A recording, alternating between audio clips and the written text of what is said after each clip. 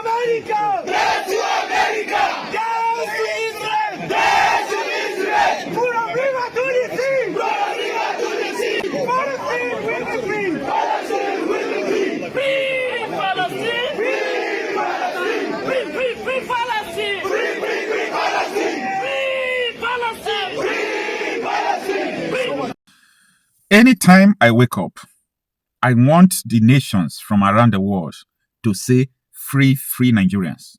free Nigerians. Because it baffles me on how you can stay in this country and don't realize that you are under bondage. Don't be surprised and don't let it sound like a surprise to you. We all are living in bondage one way or the other. A lot of Nigerians are on a death row. They wake up, they meet their death. So many things are going on in Nigeria. As I speak to you today. Yesterday, 25 people were killed in Benue State. The other day, 100 soldiers were killed in 1 week. Every now and then, people are being displaced. But we don't see people in the streets shouting, free, free Benue State, free Plateau State, free Borno State, free Zamfara State. Like, people are dying like flies. Valueless. Life is not, it's worth nothing. $1 is worth more than in life in Nigeria as of this moment. When you look from around the world, if you try to value the worth of a soul from around the world, weighing it based on different countries, I think Nigeria is more or less $1 per soul, and cows, goats, sometimes worth more than the life of individuals in Nigeria. You know, they see us like business people. They can kidnap you, just use you for money. Like, what is the essence of life in Nigeria? And amidst all these things, politicians are still sponsoring people to be saying free Palestine. We are crossing a very dangerous line. We are crossing a very dangerous line. I know what I'm talking about. You see, it is not going to go well. Lie. It's not going to go well. So even people who are sponsoring these people, they are the same with the people who are sponsoring the terrorists in Nigeria. They have one agenda. It's to Islamize Nigeria. I wanted to touch light the pro tips about this Free Palestine movement. Actually, it wasn't, it's Al-Aqsa flood.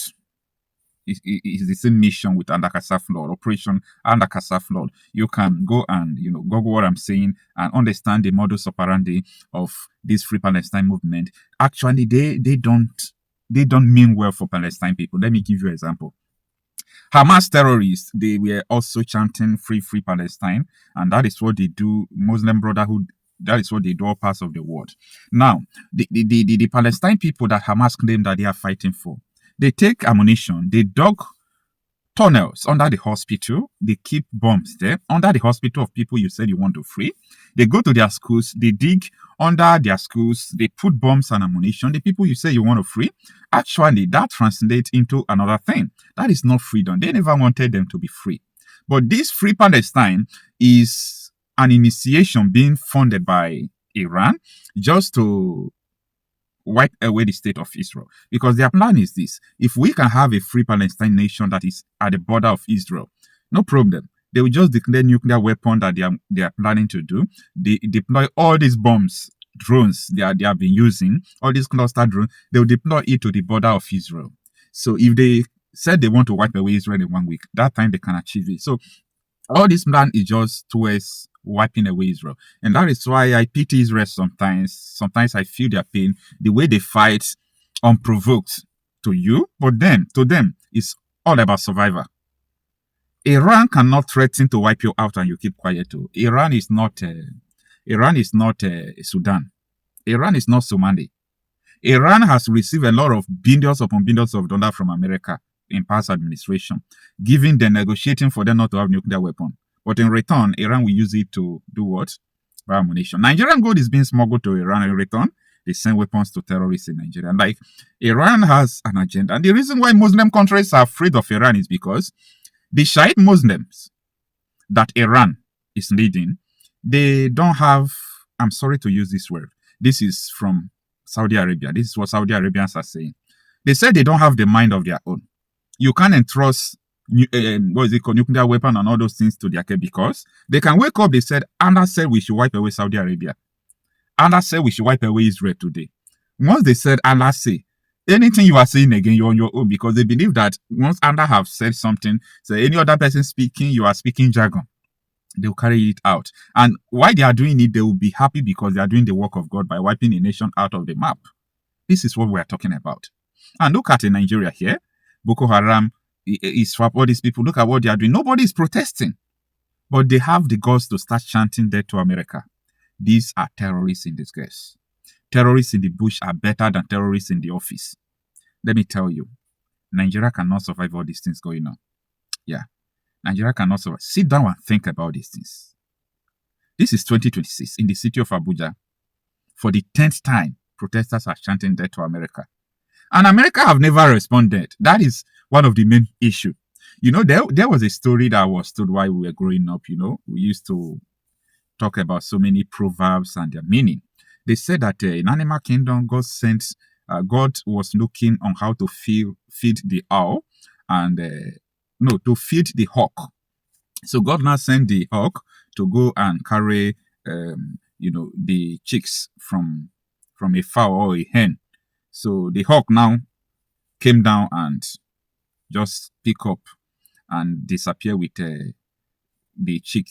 And the fowl started, being aggressive with the hawk. Then, so God now sent the hawk again to go and do the same thing to the owl. So when the hawk, arrived, just pick up the owl and, flew back. And the owl did not make any noise at all. Just was looking at the hawk. And God asked the hawk, when you take the owl, what happened? When you take the hen's chick, what happened? The hawk said to God, the fowl was so aggressive, but the hawk was just looking at me. And God said, return the owl. And from now onwards, you can go and carry other hen, fowl from their family. Always go there to carry. What is the moral lesson? They have exercised their anger, and you know what makes them angry, and it will be easy to be solved. But that owl was just looking at you. You don't know the next move. You don't know what they want to do. So chanting death to America in Abuja, you don't know the next move of America. It's a promise. You don't know their next move. So this is what Tinubu is supposed to avoid. And this thing could cost Tinubu his next term. Okay? Even though we all know that political regime change is not the solution. All these things they are doing, they are just widening the wait time while we are waiting for the written to happen.